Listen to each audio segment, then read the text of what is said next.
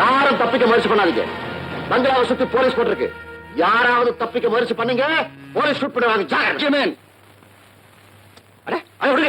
என்ன சார் இது? உதவி செஞ்சாலும் உபரமா போச்சு. நீங்க பேச்சு நம்மளே சொன்னா டிஎஸ்பி சார் கேளுங்க, அவர் உண்மையை சொல்லுவாரு.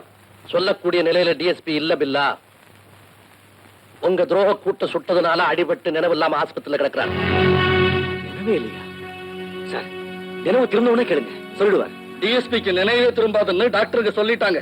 டாக்டர் என்ன கடவுளா சார்? நான் கையெழுத்து கும்பிடுறேன். என்ன டிஎஸ்பி கூட்டிட்டு போங்க. அப்ப நான் யாருங்கிறது நீங்க தெரிஞ்சுக்குவீங்க.